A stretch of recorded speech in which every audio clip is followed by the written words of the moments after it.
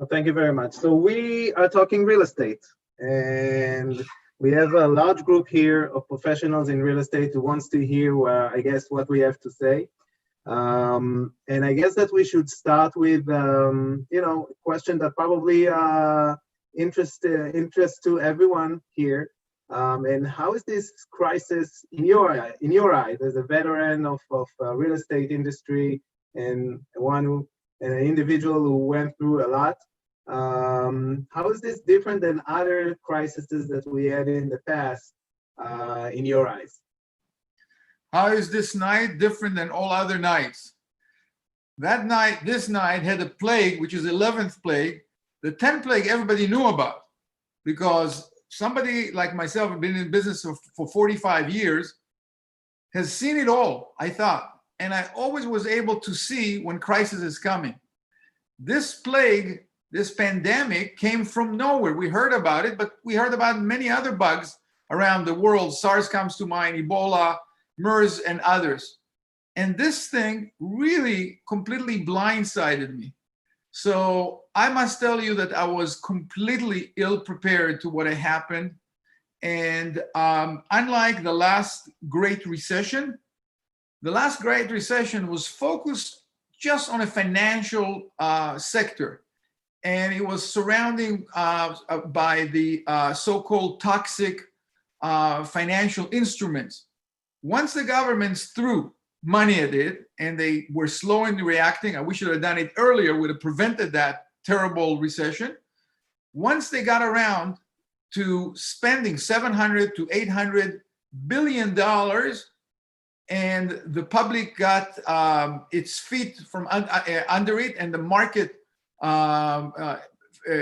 recuperated, everything went right back. So we had a downturn that started in late 2008. By the first quarter of 2009, we're already going up, and then the market went on a tear. And from 2009 up till 2 months ago, it kept going up and up and up, and it looked like there was not going to be any tomorrow. And definitely we didn't see this recession coming. This recession is very different than anything else that I've ever seen, because it impacts everything, and it impacts every country. And we don't know when it's going to end. We have a sense it's going to end toward the end of the year, but you don't know that for sure.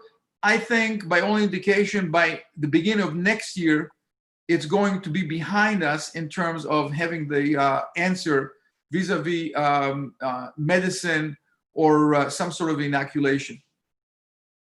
Well, yeah, I mean, we in the hospitality industry, which I am part of, we are talking about a totally flat economy to Q3 of this year, and starting from Q4 of 2020, maybe even Q1 of 2021, that's where we're going to start and see a ramping up of the economy. Who do you think is going to survive this kind of a crisis? Look, the ones that are going to survive, people who are not over-levered, people that don't deal with people. If you look at the REIT index, anytime you have type of real estate, which are, storage, or you have cell towers, or storage in the cloud type REITs, they're going through the roof. Anytime you touch people, you're in trouble. Again, it's not going to be the end of the world, but apartments are down. If you follow the index, Avalon Bay is down about 30%. That's a proxy for apartments in Southern California, where we have a concentration of apartments. Office REITs are down more than that, as they should be. And retail, forget it. Retail is really in trouble. If you look at Summit Properties, that was one of the strongest over time, withstood a lot of ups and downs and came always on top, but this time is different. So that's it. Okay. Especially in this time, it's very important to do a very good due diligence and a very good checks and balances on each one of the deals that you're looking at. I know that this is what we're doing, and we're being very cautious, especially in these days when looking ahead, when trying to realize what the future holds for any industry that we are looking at, or any new deal that we are looking at. So my question to you, I guess, is when you're looking at a new business or a new deal, or when you're starting to do a due diligence, what is important in your eyes, and what do you see as the important thing to concentrate in the due diligence process? Everything that I do focuses around predictable cash flow. Up to this point, apartment had the most predictable cash flow. They still do, except the regulators are starting to get into our business, and if they get involved, their meddling is going to create some level of uncertainty. So the predictability of cash flow and the incremental increase over time is very, very important for us.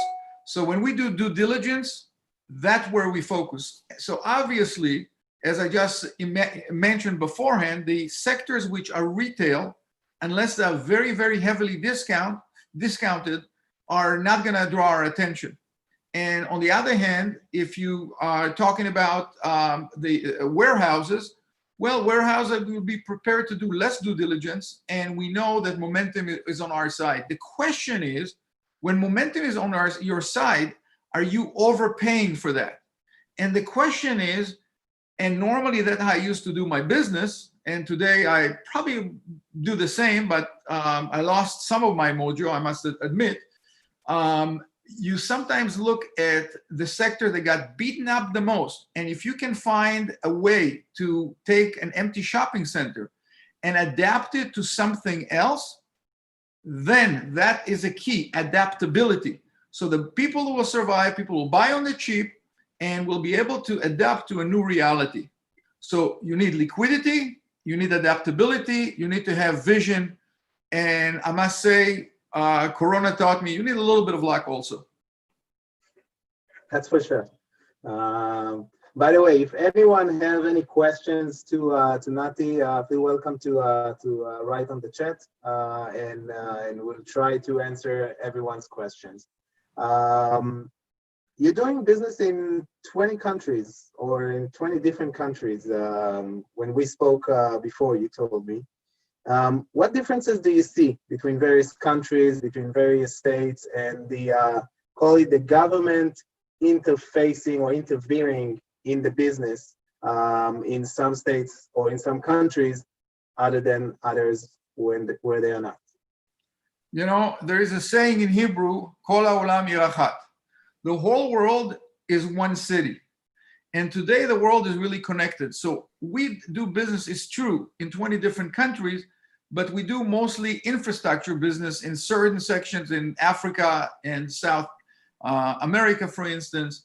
But in Europe, or we're doing mostly apartment, either condo sales or apartment. We had a company named ADO, which was traded on the German exchange. We had a controlling interest in it. It was about 22,000 units.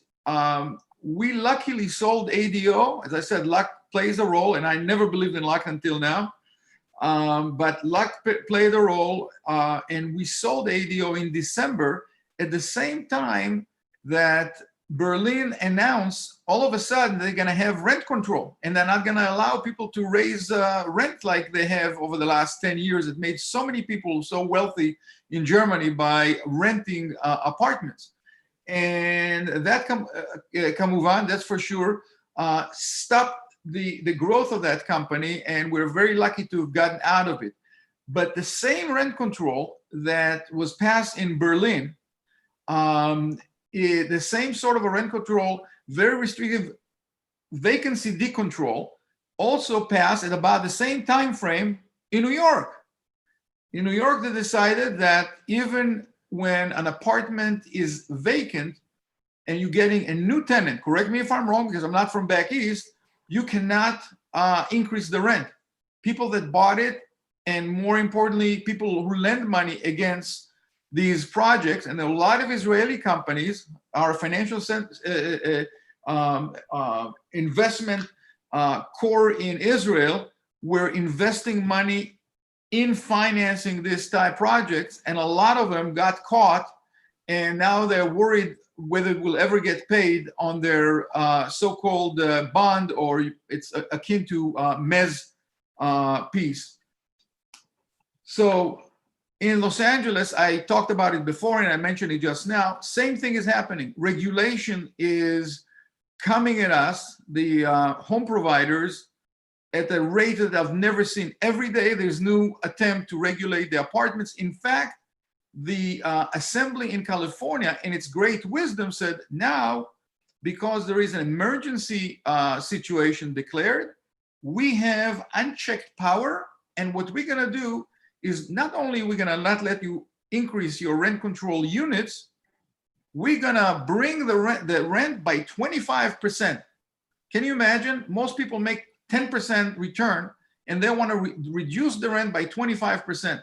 This is one of the few proposals that came from them, and they were wise enough to withdraw it. They're going to probably bring it back at some future point in time.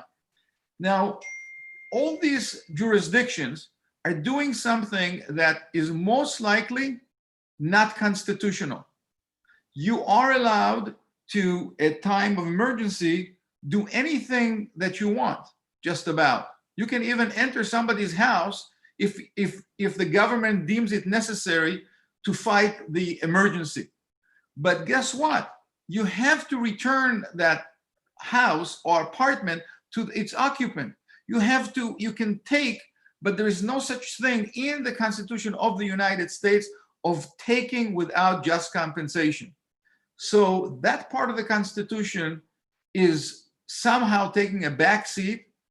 The reason they're doing it, in my view, is because if you challenge it, it's not going to find sympathetic judges in California, and it has to go all the way through the channels and come to a decision which might take 5, 6, 7 years to the Supreme Court. And by then, by then we're all going to be in trouble. So we're going to fight it. We're going to figure ways to deal with it. But this is what these 3 cities have in common. He's saying to the regulators, let us do business. Stop interfering in the market. Stop interfering in the business. Let us do it. Let us do the business. And everyone would be benefit from it. Absolutely. There is a guy by the name Bonin, and I call him Bonehead. He is a council member for the 11th district, which is Venice. And he said, all these landlords are not going to be able to pay their mortgages, because he heard that we complain, look, if you don't let us, if you pass regulation that people don't have to pay the rent for the next, you can evict them for the next 7 months, really. It was 6 until yesterday, now it's 7 months.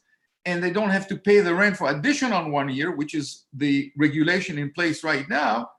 Well, he said a lot of landlords are going to go out of business. Yeah, he figured it out. He came with a genius idea. You know what his genius idea? He said, we should buy all this property. We, the city, doesn't have a nickel, going to go to the federal government. And today, billions are, it's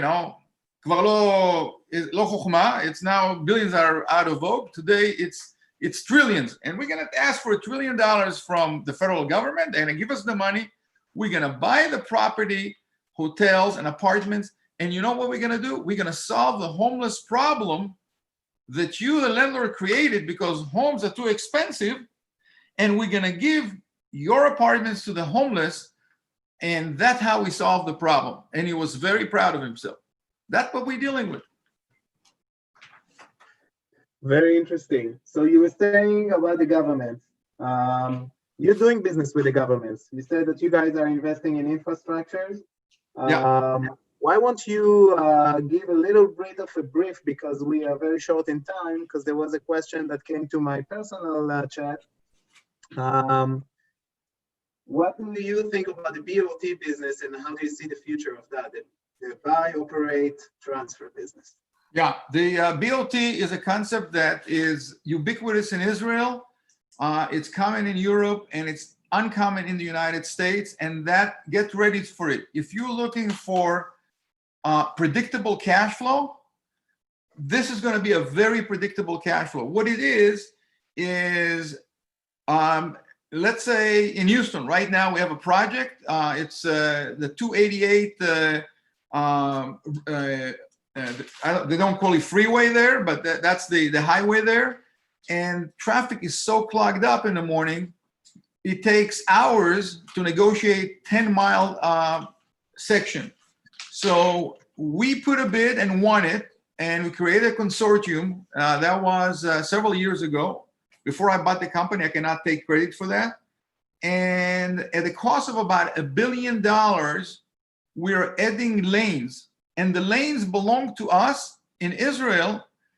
You have, if you do BOT, if you, let's say, Kvish 6, if you build Highway 6, you have right to collect toll fees for 25 years, including construction time. So you're left maybe with 23 years, 22 years of cash flow. And then the government, it reverts back to the country. But in Houston, in the United States, the model is different. They let you collect money for 50 years.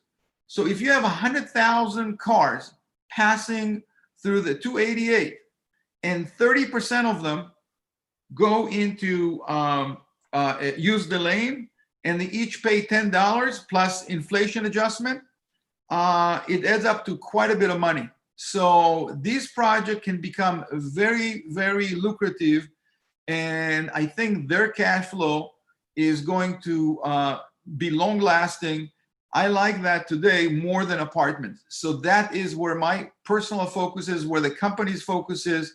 And we do the same thing in Latin America. In Latin America, we do it the same thing in Europe. And of course, in Israel, we have a whole bunch of projects like this, power companies, photovoltaic fields, and many other such projects. So predicted cash flow, low leverage, these are the biggest items that you feel strongly about. Well, I must say that leverage is not a dirty word. Leverage is a wonderful word because now the variable interest rate, the LIBOR went down to about 16 bips, 0.16 of 1%. The 10-year is at about 0.6, less than 2/3 of 1%. If you can match the life of your project with a proper financing, you can see that what's going to come out of the coronavirus, if you can get a small spread above the indicative rate, which is the treasury, if you can get a low rate, you can have a very handsome return, because the difference between the yield that you receive, and the yields are going to be very high, and the interest rate that you pay, which is going to be very low, that differential gives you a huge value. And that's how these projects trade. In this particular case, we don't have the whole project. We initiated it, and unfortunately, we have a small part of it, about 1/4, but it's big enough that it's going to make a very significant contribution to Shikun Soler Boneh. Okay. Well, thank you for that. There is one question from the crowd that I think you would like to answer, about commercial real estate, about office in general and specific. What, how do you see the future of that industry? And very briefly, because we have literally 2 minutes. Well, you know that finally the virtual office and the home office have become embedded in our culture. It all happened very rapidly in the last 2 months that we're sitting at home. You know that some companies in Silicon Valley are announced already, significant companies, that they are not coming back to their offices for the next, for this year. They're going to come first quarter, second quarter of next year. When people sit at home and they figure they can work from home, and everybody got connected because they had to, I would imagine that the office building is going to suffer a certain bleed as people sit at home. I would say maybe it's 10% or so, but I really have no way to quantify that. But that change is permanent. But remember, in the end of the day, people need other people to sit across from to be, in order to be productive, get ideas, and so on. So isolation is not something that is for everybody. In fact, most of us are going to go back to the office building. But as I said, the bleed will exist. How big? It's your guess, as my guess. I'd say at least 10%. Okay, understood. Well, thank you for that. Tal, I believe the stage is yours now to talk about what's going to happen from now on. Thank you, Naty. Thank you, Amir. So now we are going to go into the breakout room. We are going to divide you to 4 different rooms. Each room will be focusing on a different topic. And we're going to have 4 different speakers. The first room, Eyal Shuster, the founder and CEO of Rural Life. He will focus on how customer service will define real estate in the future. Room number 2, Ariel Tirosh, Real Estate Development and Marketing, and co-chairman of the IC New York, will focus on New York City, new development, great challenges and opportunities. Room number 3, Guy Bahar, founder and the CEO of Imperial Tile and Stone, and chairman of the IC Los Angeles, will focus on real estate in Los Angeles, now and later. And Amir, the CEO of Sapir, will focus on hotel industry post-COVID-19. So we're going to see you in about 20 minutes. Enjoy the breakout room. Thank you.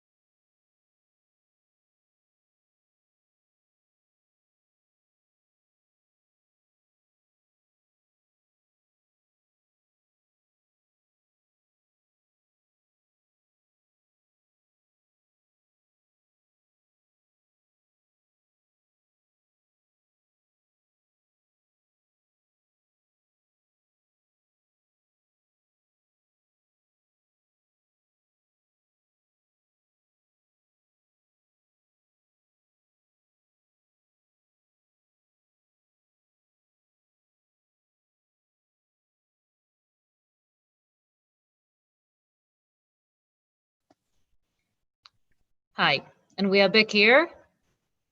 Can you hear me? Yes, we can hear you.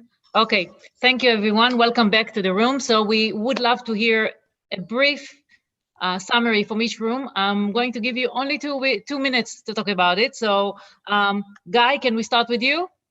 Sure. Guy, the question was real estate in Los Angeles now and later. I'm giving you 2 minutes. Let's hear the summary. So we were speaking, Shawn and I were talking about real estate, how we see things going in the near future.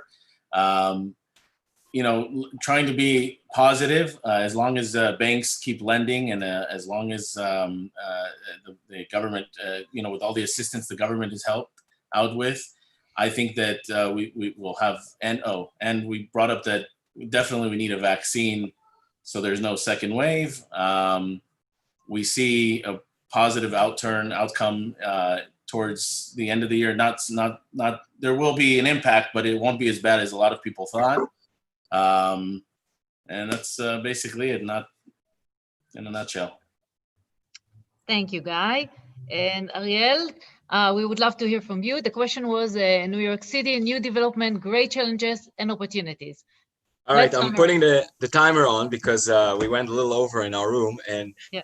I think my room needs a little time to recover because we went through challenges and then opportunities. So first I laid out everything that is terrible, scary, happened to us, the halt in construction, the unemployment, the companies going bankruptcy, the inventory of condo coming to the market. So there was a lot of it, but the opportunities that stem from it, I think one of the major things we're trying to create conceptually is not to think that things will go back to the way they were. It's just a natural way of thinking. I'm trying to tackle that thought process into what new ways can be introduced as a result and trying to get ahead into the future.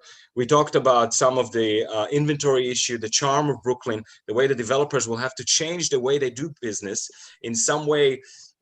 In short, for example, instead of doing something to the client or they'll do it with the buyer. The buyer will be much more in the forefront.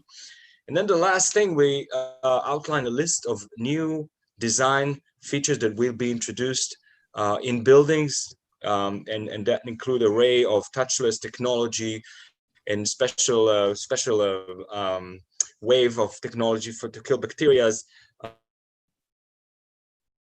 Larger amenity space, outdoor space, IT technology for people who will be working from home, and much more than that. So in an up note, I mimic Guy.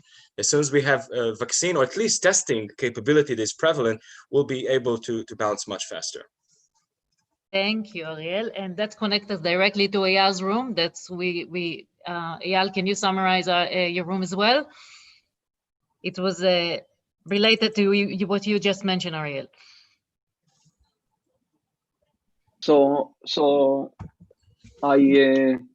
And I'm just going to say the question was how customer service will define real estate in the future.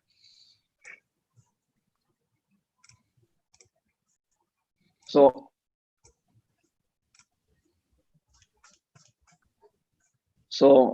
I think that the opportunity here was before customer service. I think it's became a front stage for real estate. I think that the coronavirus just emphasized and create an opportunity for us to turn from a landlord to a customer service oriented entities where the residents are at the head of the pyramid and not the landlord.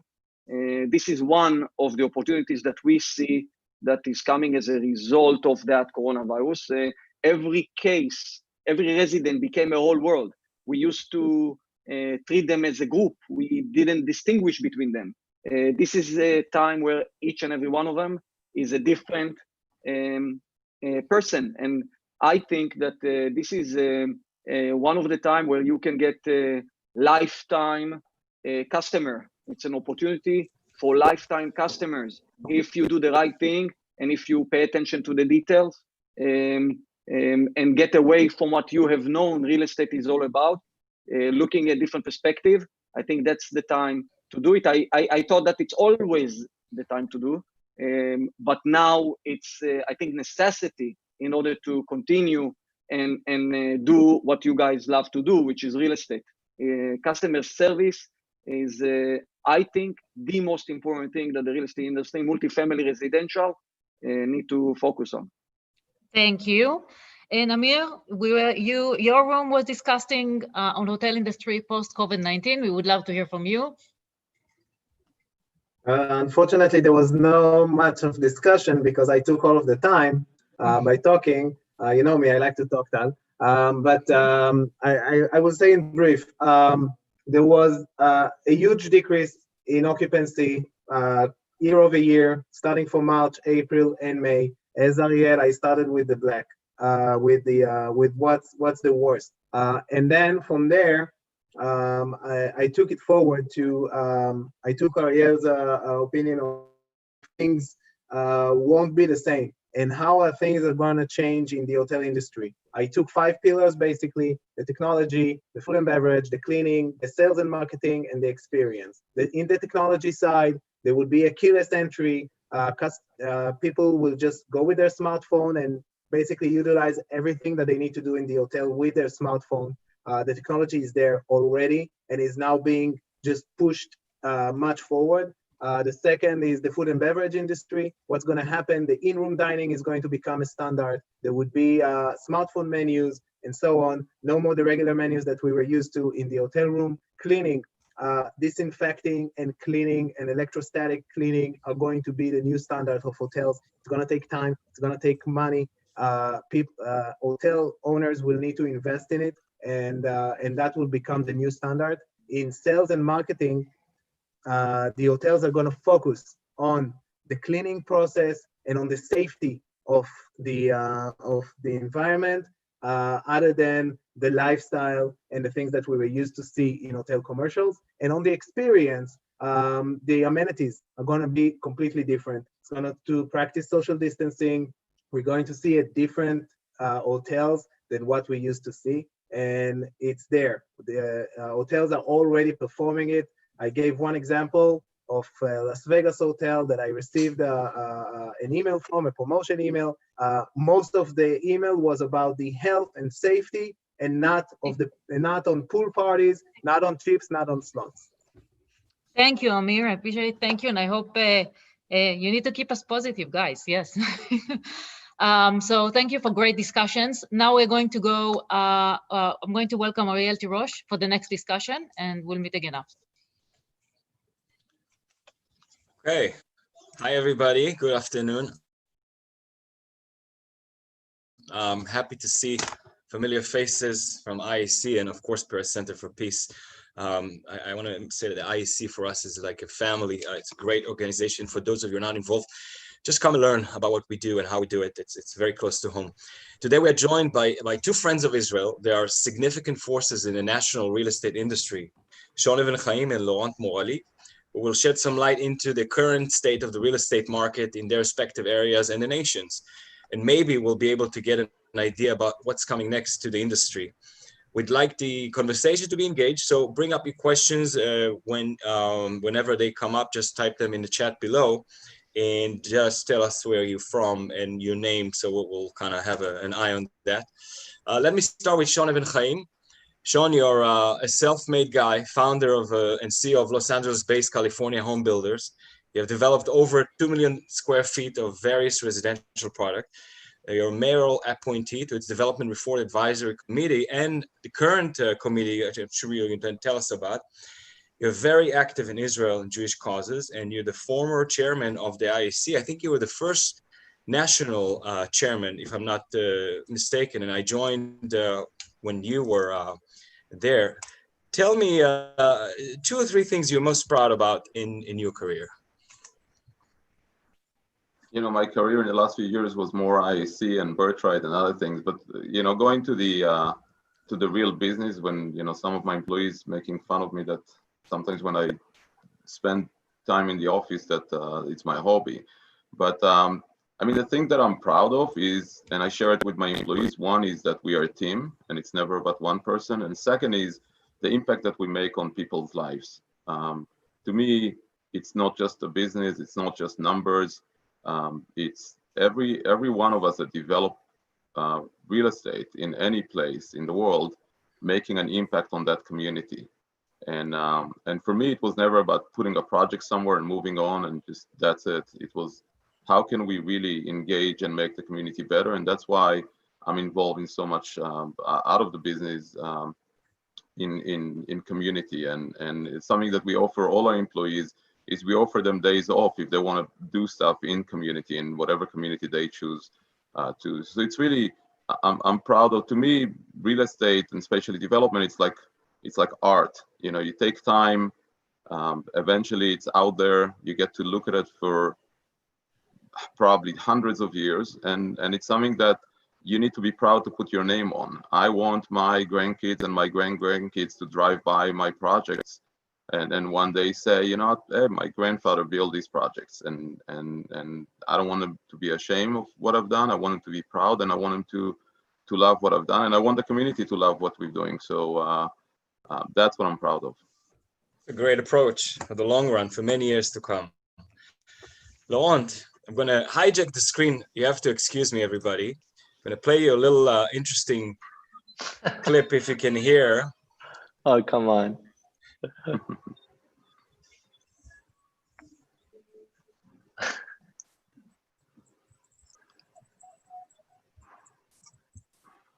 So Laurent is my neighbor. He lives in the Upper West Side, and this is him playing his guitar at 7 o'clock in the evening, cheering up our doctors and nurses. Laurent is a guitar player in his free time. Laurent, welcome. Thank you. Good to see you, Eyal. Good to see you too, my friend. You're the president of Kushner. You closed billions worth of transaction in construction, development, complex financing. You have a rich financing background. You obtained your MBA degree from École Supérieure de Commerce of Toulouse. Did I say it correctly? Very good. Okay. You're French-born, educated abroad, fast forward, young president of a huge American company. How does that happen? How much time do we have? Well, first of all, I'm super happy to be here with some friends, friendly faces, and it's a great cause. So thank you so much for having me. I came to New York about 20 years ago, actually, with my wife, Liat, Israeli. So a French and an Israeli who met in France, who decided to come to the US. And I was working for a French bank. That's how I came here. So I was working for a French bank, Crédit Lyonnais, and I was in the real estate group, financing real estate projects in the US. And I've always known that after a few years in New York City, I loved the pace and the energy and the transaction volume and the approach. And it was very exciting to me. And I decided that I wanted to stay and continue to play in what I call the Champions League of real estate for any soccer fans here. In 2000, at the end of 2006 is when I met the Kushner family as I was working on the transaction for them at the bank. And I realized that, okay, they are playing the Champions League every year. And I was working with them on a transaction. And after a few months, they offered me a job. So I joined the company in February 2008, which was an interesting time. It was perfect. So 2008, 2009, you know, we had to play firefighters on a few deals. I was in charge of all the financings of the transaction. After in 2010, 11, I became head of acquisitions. And then finally in June of 16, I became president. So it took time, but it's been now 12 years. It's been I'm grateful every day for the opportunity. And we've built a really nice company there. I like your energy in regards to New York City. Even in these tough times, we will need a lot of it. And that's probably what's going to bring us back. So, Shawn, Laurent, East Coast, West Coast, I want to hear your what you have to say about, you know, this certain economy comes to a halt. People are getting laid off, unable to operate their businesses, pay the rent, the mortgages, proposed rent freeze, eviction freeze. What's happening at the moment in the residential arena in your respective areas? Are your tenants paying rent? So you want me to start, Eyal? Sure. So I mean, in California and Los Angeles specifically, things looks pretty good. I mean, April was over 90%. I'm talking about general, not just my properties. And then May was lower. It was in the mid 80s. That's pretty much what we've seen across the country too. And that's very encouraging because, you know, the messaging that tenants got from the politicians, unfortunately, was the first thing they heard is, they didn't say it in this word, but they said don't pay rent, and they implemented immediately an eviction moratorium, which sent the message and nothing can help, nothing can happen to you. But I don't know how many people know. Even I spoke to one of the large credit bureau, and they said that there is no reporting whatsoever of any default until now since COVID-19 started. So if you don't pay your car payment, your mortgage, anything, nothing is being reported. So it was encouraging to see. And then we know that the government was probably in the history of our country, but the history of the world, I never seen such an effective plan to get money into small business and people's pockets that quick and that magnitude of money, if you think about the system that was created. So, you know, as I said before, we are flying blind. We don't know. It's an encouraging data, encouraging numbers, but my biggest concern always is what the regulations and the government is doing. And in California, and now I'll focus just on the West Coast, there is a lot of issues here. This is started way before COVID-19. They're trying to get into our business. They're trying to control our business in many ways, control rent amounts, control who can come in, who cannot come in, who can be evicted. And that's our biggest fear, because the way they, some of the leaders around here, they take advantage of the situation and trying to implement their wishes for many years.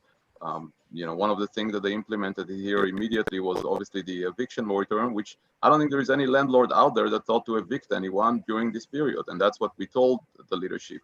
On the other hand, then they said, oh, and by the way, if you didn't pay your rent, you have 12 months to work out payment with your landlord after the emergency is over. So if we're gonna have emergency for 3 months, plus 12, it's 15 months, meaning you won't pay most of your rents for 15 months.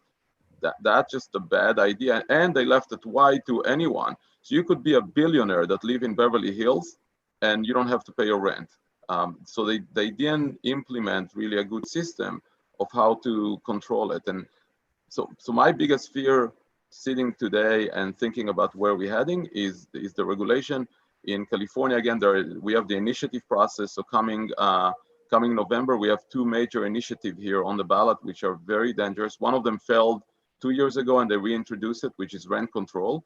And the second one is Prop 13 with property tax, which won't impact the residential segment, but will impact the commercial side, the office and retail. So if you ask me today, what's my biggest concern? It's not the impact of COVID-19. I think we'll get through it. By the way, people need to remember, we are social animals. We'll get together. There is no way people will start working from their home and never see each other. It's not going to happen. I remember September 11 happened. Unfortunately, you can't compare the two, but me and my wife decided we're going to go to New York to support New York. A few weeks later, we flew to New York. We were there. People will get back to normality and things will come back. Just, I hope that the government will not try to use this opportunity to regulate us from here and on, as they were trying for a while, especially in California.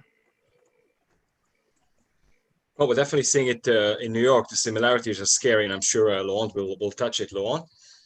Yeah, totally. And you know, since Shawn talked about 9/11, and because you asked me the question earlier how I came to New York, I must mention something, which is that when 9/11 happened, I was still in Paris, and my boss at the time asked me, "Do you still want to go to New York?" And my wife and I actually decided we wanted to come even more than before, if that makes any sense. So that's also how we came to New York. We arrived here in October 2001. But yeah, so in New York, we have the same story as Shawn described, which is it's more like a local political problem as opposed to, I mean, COVID, of course, is a tragedy, and yeah, we all know people who have suffered from it, who have lost their lives. It's a tragedy, it's a disease, but there was a beginning and there's going to be an end to it once there is a vaccine, once there is a cure. But I think that the problems that Shawn was just referring to are more structural, and they were here before. And I think I'm afraid that they're getting worse now, and that the politicians, our local politicians, are using COVID as an excuse to enforce these policies and exacerbate them, and that to me is the biggest challenge. So from a collection standpoint, we have the same type of numbers in our portfolio, but generally speaking, well above 90% for the residential. Residential has not been a problem. We were nervous. I mean, in April, May, when we heard Mayor de Blasio say, you don't have to pay your rent, I was very nervous. And there were noise about rent strikes. And thank God, none of this happened. And we got great collections. In our suburban portfolio, people have paid the rent as well. I think the question I hear more and more is what happens in July once the governments from the checks, the checks from the government, stop coming. We'll see. The good news is I see that the trend has reversed now officially, right? We are now hiring, we as a country are hiring people back. It's a small pace, of course, but it's going in a good direction. So I remain optimistic. So you're saying that 90% of your tenants are paying their rent, and do you have any rent stabilized buildings? We have buildings where we have rent stabilized tenants. Yes. And what's the story with that segment of the? It's a very small portion of our portfolio. Out of 22,000 apartments that we have, only 200 are rent stabilized. So I don't have, to be honest, I don't have specific data on, but I'm pretty sure that they're all paying the rent, because the worst thing you can do when you're a rent stabilized tenant is to stop paying the rent. Yeah. They want to save their lease. Yeah. That's very encouraging, I have to say. I want to switch it up a little bit. We touched in our room about, regarding the exodus, people from Manhattan running to the suburbs, renting very high-end property, whoever can. Also between, generally speaking, New York and LA. New York is high tower, condensed rental buildings. LA has those houses. And so I wanted to ask you guys about how do you see the sustainability of towers in New York, and you have some in LA, and do you think this is a form of residence that's going to be less appealing in the coming future? Look, I can start on that one. I really think that this exodus that you're talking about is temporary. We know a lot of people who have left in March, April. Yesterday, I was in Riverside Park meeting with a lot of friends on Shabbat, and the talk was, okay, are you going to Florida for 1 month, 2 months, or 6 months? Okay. By the way, I'm staying here in New York City. I love it too much. But I think it's temporary.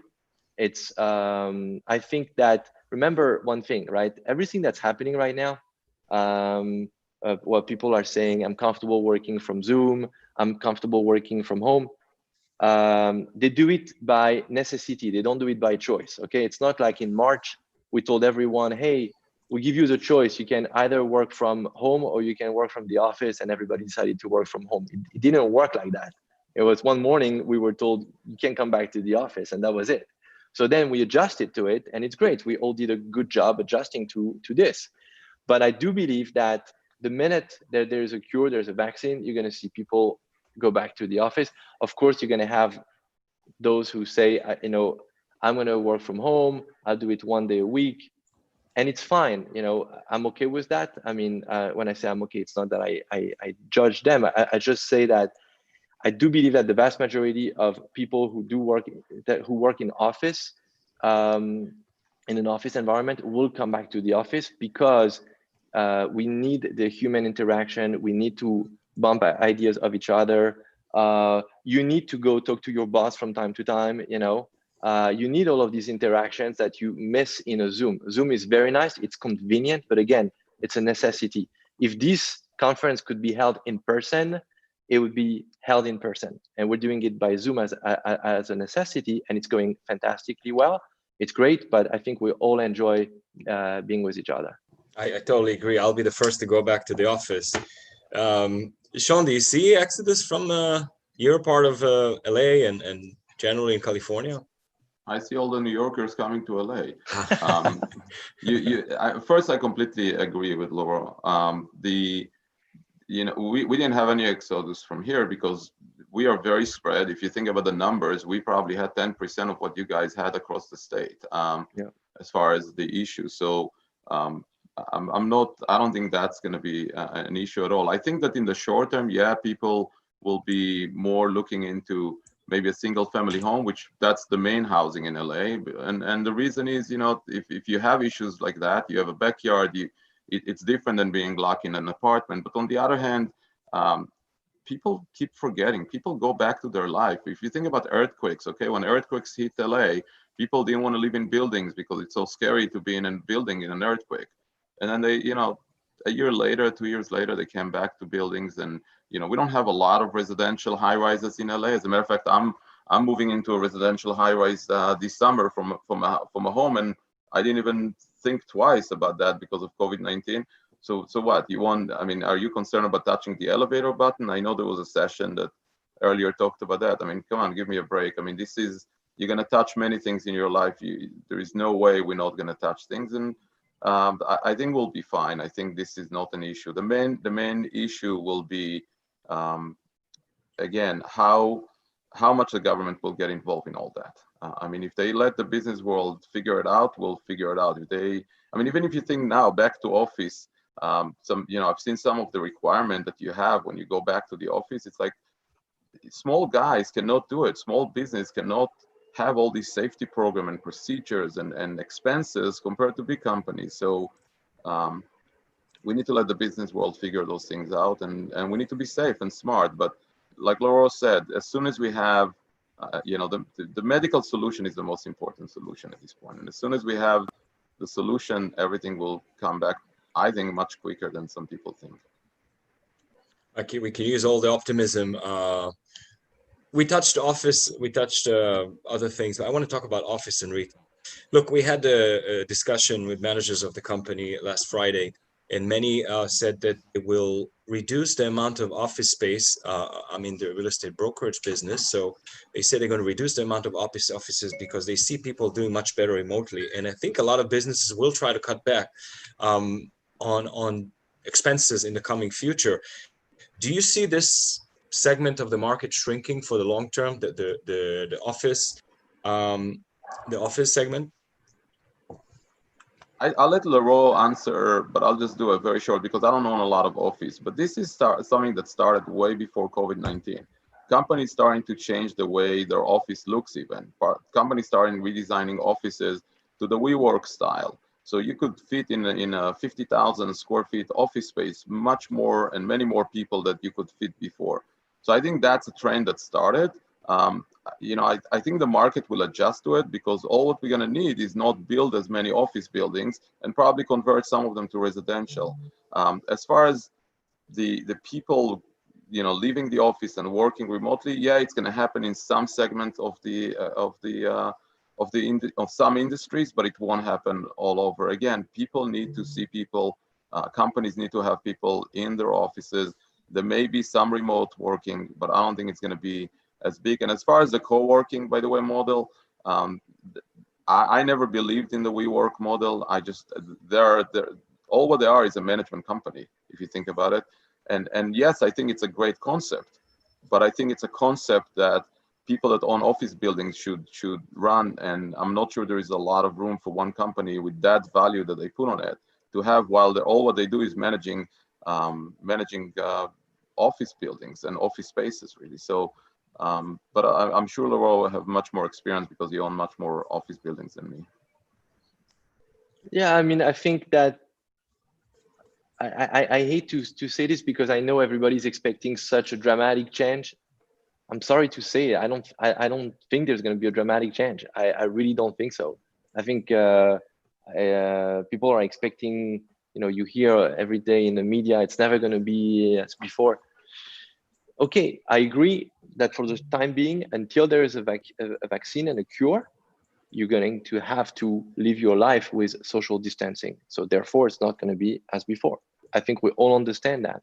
But I think once this is resolved, then, you know, people will get back together, you know, anyway, so that's what I think. So I'm sorry, Eyal, if it's not such a dramatic answer saying everybody's going to have to adapt, because I really don't buy it personally. I just don't buy it. So anyway. I was expecting a New York Times headline coming out of this interview, but okay, we'll tell me about the retail. You told me yesterday, we're talking about a part of the market that has been experiencing difficulties before, and now even more, but it's still there. You had an example of a different use you guys made of retail. Right. So retail, yeah, I mean, retail, look, if you think about what industries are being hit right now, there are all industries that were suffering before, whether it's the airlines or the cruise companies or some hotels or the retail. These are all businesses that were weak before. It's not like those were lucrative businesses before. Even retail has been suffering for the last 5, even 10 years, if you want to be really honest with yourself. So the way I look at this is it was limping and someone shot the other leg. That's really where we are right now. So what we're doing is not on the most expensive retail, not on Fifth Avenue, because it doesn't work there. But we don't own Fifth Avenue retail anymore. But we own a lot of retail at the base of our residential buildings. And what we've done is turn some of this retail into office space. And it's been very interesting because you can actually get pretty much the same income out of it. And so this is working really nicely. We're doing this on one of our property on the Jersey Shore, where we've turned several retail units into office space. And it's very helpful for the community who lives nearby this property, because these are people who would have otherwise commuted to New York City this summer out of their office. And now they're going to be able to work more locally out of an office that we created out of nothing. So I want to, I'm getting notices here that we have to start wrapping up, but there's a couple of more questions that I really want to ask both of you. And then we have a bunch of questions. I want to talk about loans, new loans, liquidity in the market. It seems like a lot of my clients, developers, tell me that there's hardly any new loans out there for, you'll tell me what type of product and if there's loan out there. Well, what do you see, Shawn? So I think this is where relationship come in place. How good your relationship with your lenders. People trying to compare it to 2008, you can't compare it to 2008 because your lender disappeared and you had no lenders. So there's some money out there, it's harder to get it. Definitely construction loans are being placed on hold. Most of the lenders don't have any appetite for construction loan. I think if you had to refinance an existing loan or your loan is due and you just have to refinance it, there are some loans out there on the residential side. They're requiring some reserve on rent, on income. So you see reserve from 6 to 12 months. On commercial, it's even a little bit harder. It's the next probably 2-3 months will be very tough on financing. So, but I think that a lot of lenders are open, and I hear it from people in the industry. They're open for extensions. So if your loan is due, they'll agree to amend your loan for a short time extension until they see what's going on. So yeah, again, this is where liquidity is so important, and high leverage is very risky. So I think that we should, again, be okay, but the relationships are so important. If you have good relationship with your lenders, they'll work with you. If you don't have any relationship with them, you have a problem. Oh, what do you see? Yeah, I agree. I mean, the only thing I would add is that on the development side, on the construction side, we've been working on a few projects, and so some of the lenders we were working with, so it depends on how they're structured. One of them was a mortgage REIT, and they almost blew up in March, the third week of March. And so one day they called me and they say, we love you guys, we love the project, but we don't have the money because we're too much leverage. So my lender, so that was in March, but that was a very short window. There was a liquidity question for a very short time frame. I would say the second half of March and maybe the first week of April. That's behind us, thank God. And now I agree with Shawn. So it's there. On the development side, what I was going to say is that whereas we could have borrowed 65% loan to cost from a senior lender, Now they're pulling back to 55 to 60%. So, you have to adjust a little bit here, but it's a good problem, right? In 2008, the problem was you have no more lender. Now, they're giving you a little less and maybe it's a little more expensive, but the good news is with construction is for a short time frame, so it doesn't have a huge impact. I would just add to that, Eyal, I would just add that if you had construction loan, most construction loans are on adjustable rates. I mean, we have 2 large projects that's happening, and this thing is like great for us. We're saving so much money on interest because our construction loan expenses went down probably on a monthly basis by 50% in the last 2 months. Right. If you don't have a floor on LIBOR. Yeah, so that's funny you mentioning it because I don't have, and we had to make some adjustment to the completion because of COVID-19. So they tried to sneak in the floor and we said no. And so, yeah, I think what we'll see next time around, I don't know any lender that probably will do loans without floor. Everyone will want to have some floor out there. Right.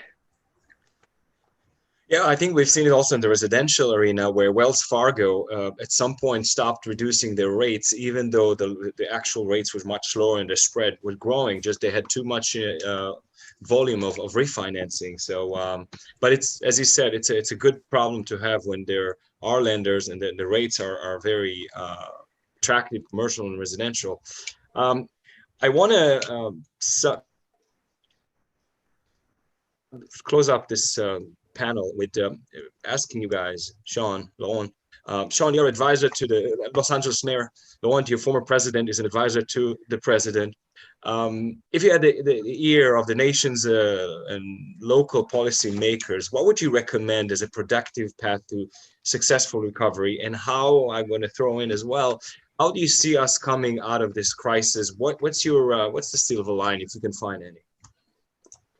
So I can, my belief is that there are things that cities can do very, very quick. And the real estate and the construction industry are industries that can create jobs very quick. We don't need to build factories. It's very simple to start a project if it's a project in the pipeline. So to me, is what I keep telling the mayor, the few things they have to do is, one is stop doing what they're doing to landlord, because people don't want to develop and eventually become a landlord if you have all these issues. The second thing is cut regulation immediately, cut fees immediately, go back on fees that you implemented in Los Angeles. They implemented many, many fees in the last few years. Go back and freeze all these fees and you'll see a lot of projects coming online, because if you have a large project in LA and the city will come in and say, well, anyone that get a building permit in the next 12 months can ignore those 2 fees that we implemented, you're going to save millions. It's going to encourage the developer. It's going to encourage the lender.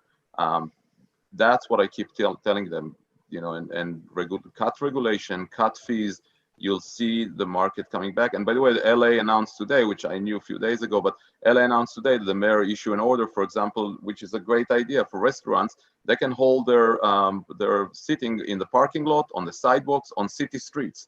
They can go ahead and expand. So restaurants, although they may be able to be, if they stayed only in the structure for 50%, if they expand into their parking lot and sidewalks, etc., they may be able to be at 100% capacity. They must think out of the box this time, and they must take action. Yeah, I mean, for me, I would talk to more like the local politicians, Eyal, and tell them to stop taxing private enterprise, stop taxing capital the way they're doing it. It's mind-boggling for me. You spoke about where I come from. I come from France. I would have never thought that I would be. I came to America for some ideals, and here I am today. And I realized that our political leaders here in New York City are not better. They're probably even worse than some of our socialist leaders in Europe. And we all know where that took us. So I don't get it. I mean, I understand from a social standpoint how we got to where we are, but it's unbelievable the measures that they take year after year, the anger that they have against capital, against landlords, and we're the bad guys, and they keep taxing and taxing, and if you complain, then they use you to their advantage. So it's very, very difficult. It's become a very hostile environment to do business. And so between what AOC did to Amazon a year and a half ago, you remember this? I mean, how can we forget, right? 25,000 jobs that were lost for New York City that we would definitely need today with this energy that Amazon has, which is one of the big winners of this COVID experience. Well, guess what? We fired them. Shame on us.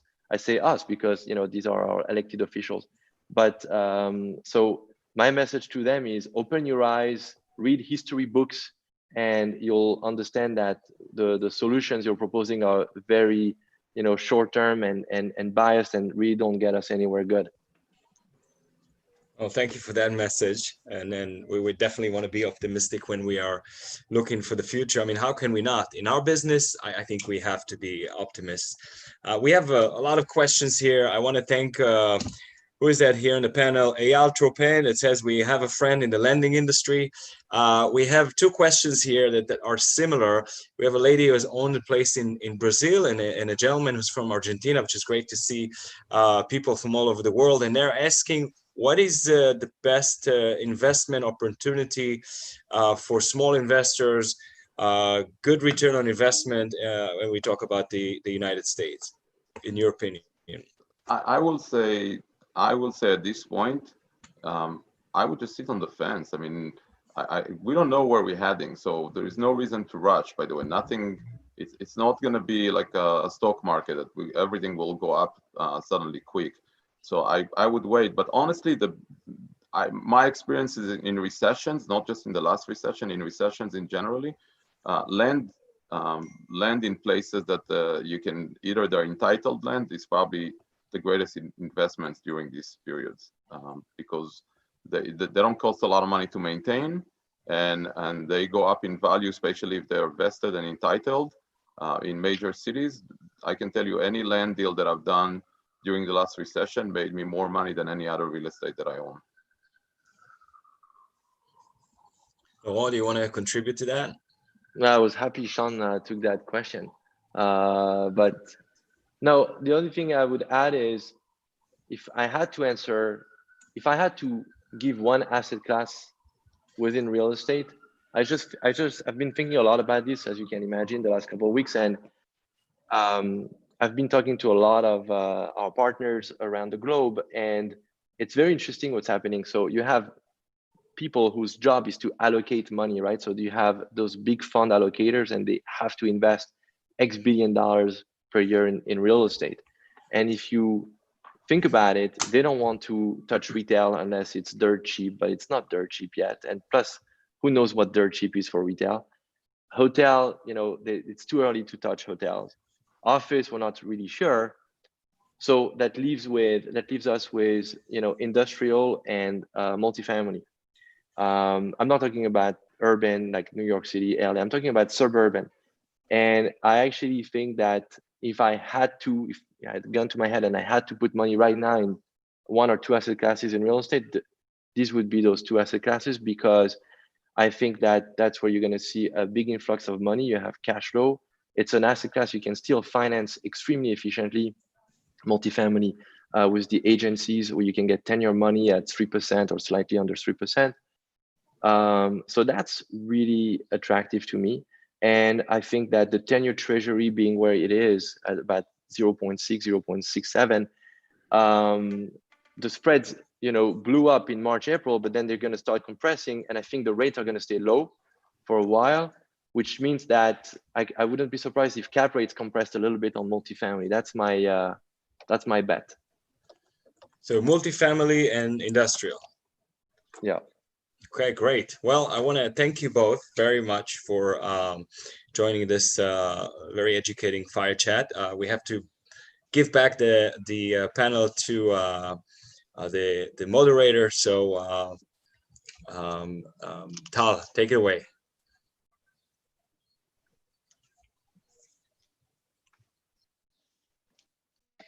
Thank you, Lauren. Thank you, Ariel. Thank you, everyone who joined us today. It was extremely educated, and we enjoy having you all.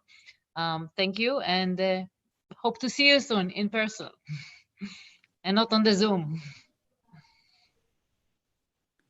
Thank you very much. Thank you very much.